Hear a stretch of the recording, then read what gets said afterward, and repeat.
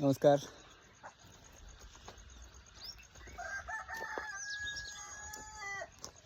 आम्ही शेतामध्ये राहतो. हे आमचं शेड आहे.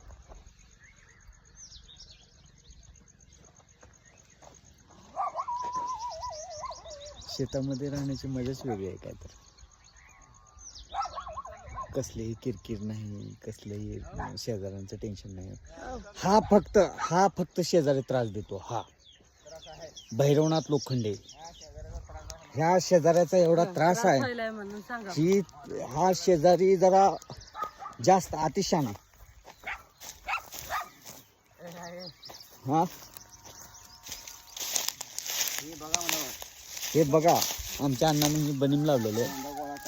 हा बनीम लावलेलं आहे आणि अण्णाची ही रोजनीशी असते. अरे आमचा आजा आजा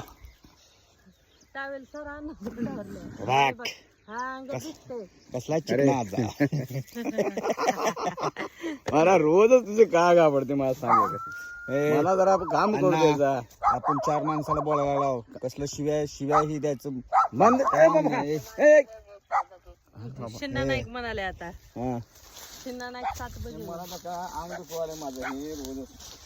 आमच्या अण्णा आज लग्नाला जाणार आहो का?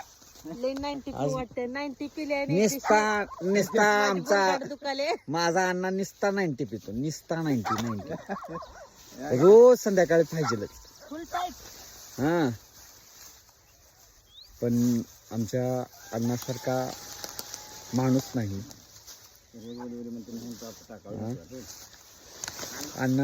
अण्णाने भरपूर कष्ट केलेलं आहे आतापर्यंत. म्हणजे एवढं कष्ट केलेलं आहे की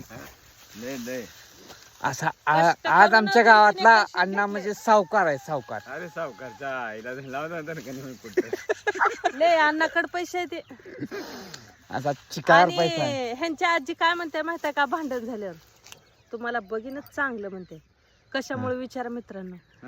अण्णाला पैसे खर्च वाटते, दारू पिऊ वाटते.